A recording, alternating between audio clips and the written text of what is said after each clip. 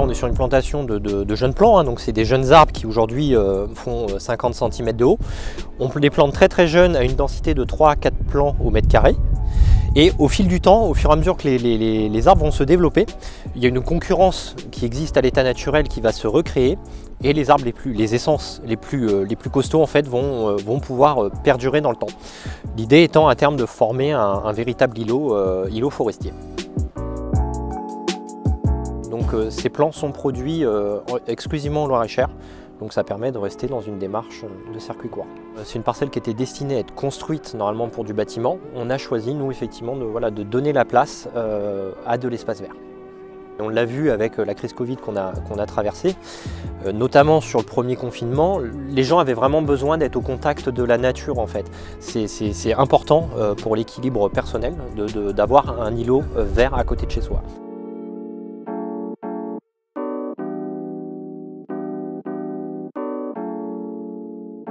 Le plan climat a deux buts en fait. Le but de préparer le territoire au réchauffement climatique, l'adapter, c'est le volet adaptatif en fait.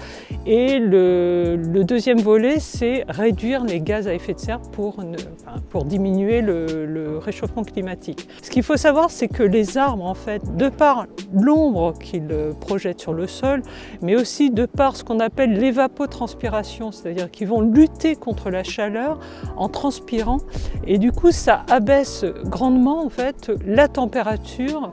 Donc c'est extrêmement important pour amener de la fraîcheur dans des quartiers en fait qui en ont pas trop.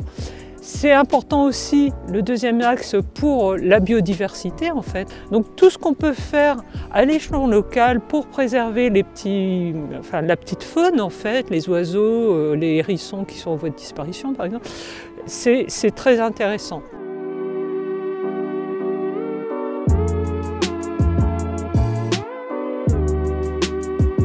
C'est le premier projet sur la ville de Blois qui était ouvert donc, au mécénat d'entreprise sur l'environnement. Sur un projet donc, qui coûtait 18 000 €, 95% du projet a été financé par des entreprises du territoire, qui sont au nombre de 5. C'était important pour eux de pouvoir soutenir la ville de Blois sur cette opération et sur tout ce qui était enjeu de développement durable.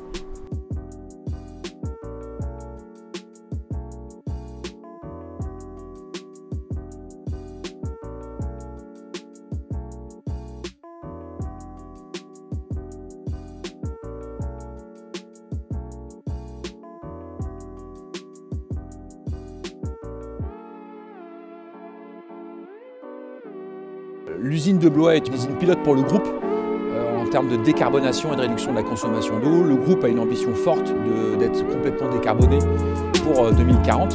Et en étant pilote sur le site de Blois, donc on va avoir une responsabilité forte et des projets conséquents.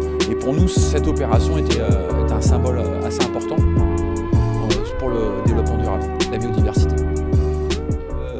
Ravi de l'opération, ravi d'avoir rencontré plein de personnes passionnantes et sur des sujets passionnants, donc ouais, c'est une matinée formidable.